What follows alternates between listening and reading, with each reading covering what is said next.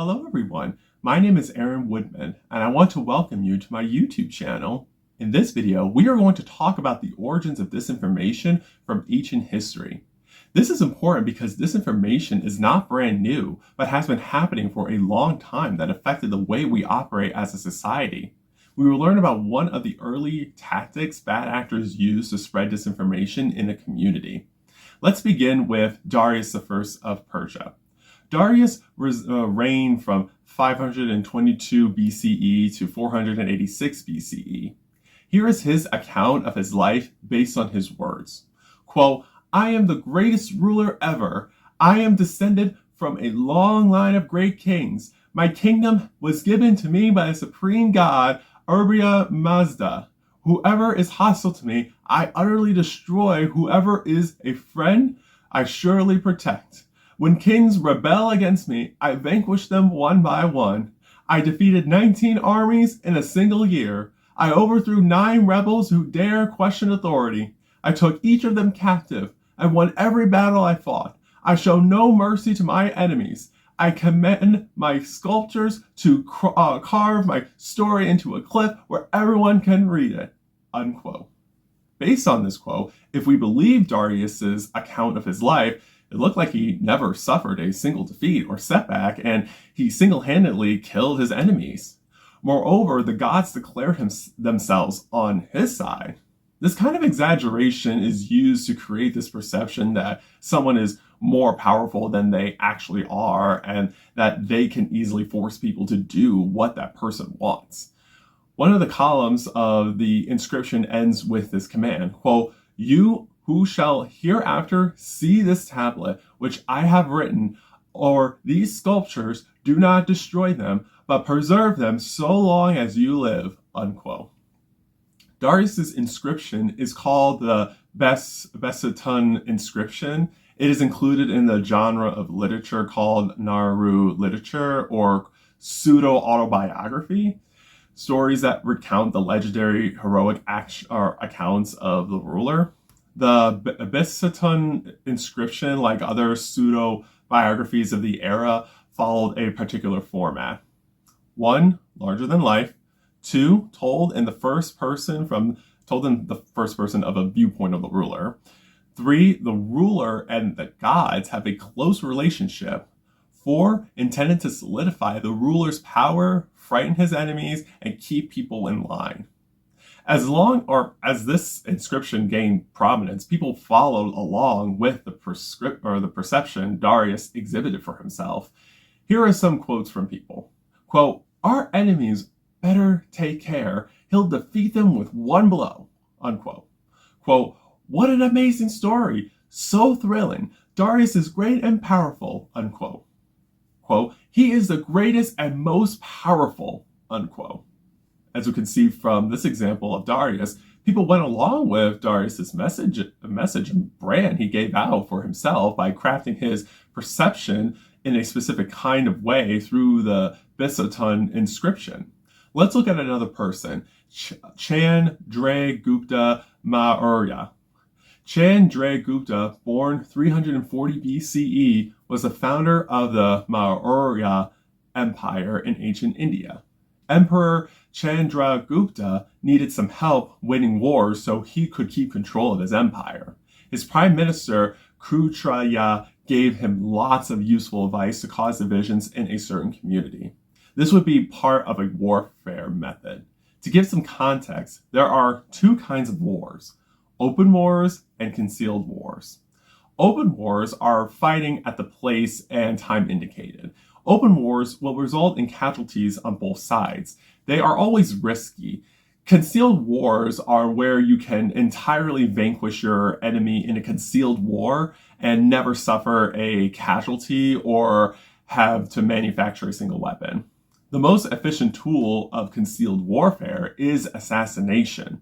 An assassin with a drop of poison can do the work of a whole army. It is always dangerous to try to assassinate an enemy ruler. If you are fortunate, one of the enemy's people will assassinate someone for you.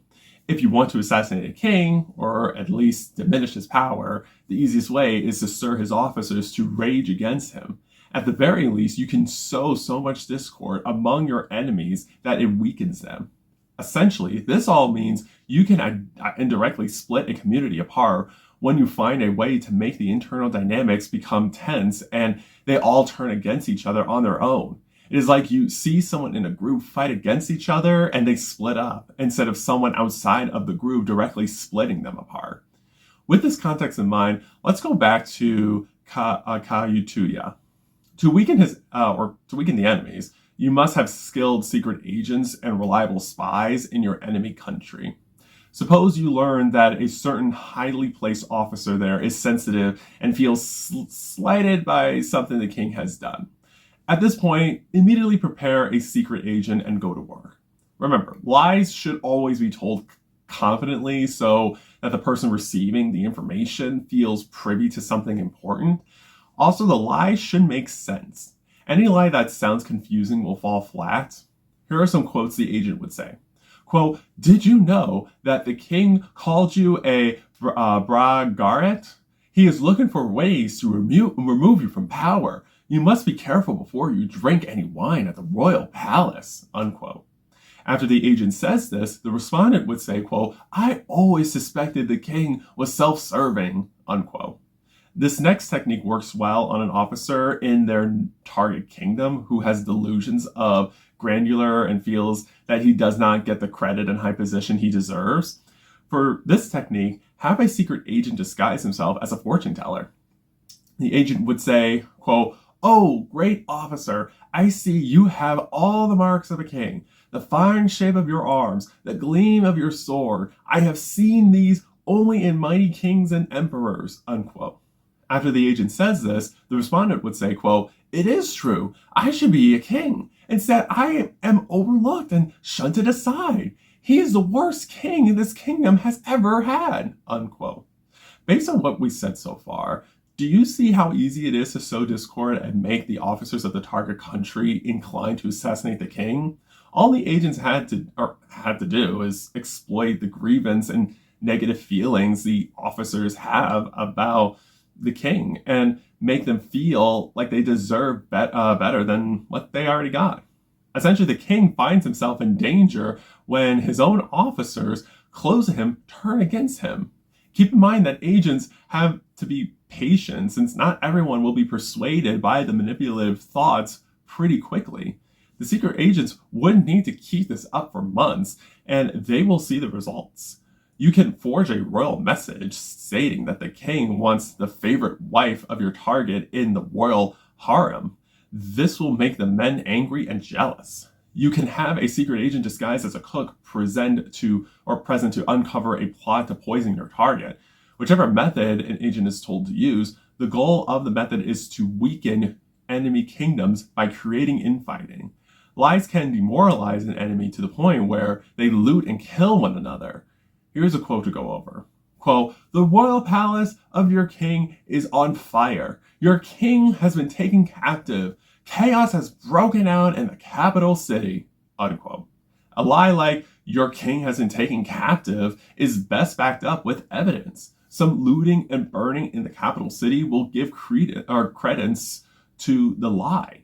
To accomplish this, the secret agents should select residents of the target kingdom who are greedy and lawless. Here is a quote. Quote, "The king has been taken captive. There is chaos at the palace. No one will stop you if you loot a few homes," unquote. Think about it.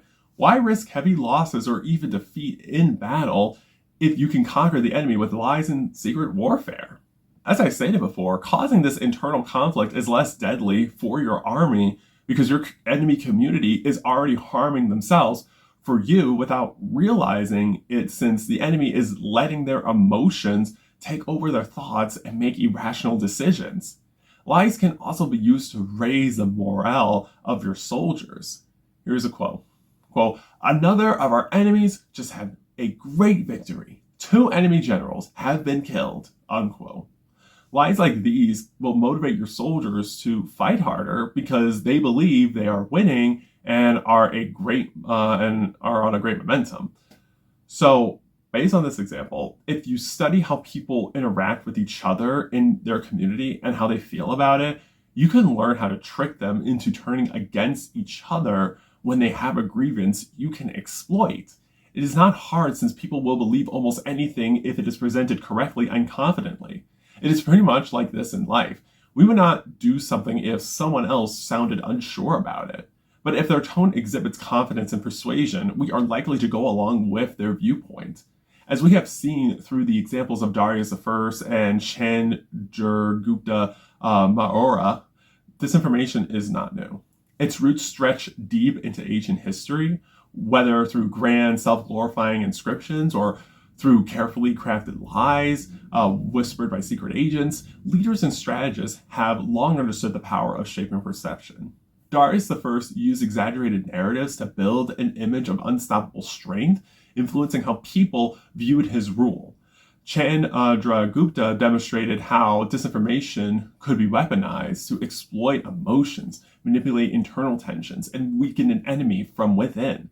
These early examples show a consistent pattern where information, true or false, is delivered with confidence, authority, and emotional appeal. People can be persuaded to believe almost anything. As we keep proceeding throughout history, we will continue to understand the strategies used to shape our perceptions, which will make us better equipped to question, analyze, and resist misleading narratives. In the next video, we will talk about propaganda, conspiracy theories, and stereotypes. Until then, please like this video, subscribe to my YouTube channel, and turn on the post notifications so you will be notified when I post my next video.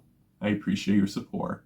Remember, you are powerful, you are capable, and you are the changemaker our society needs. Thank you so much for watching this video. I will see you soon.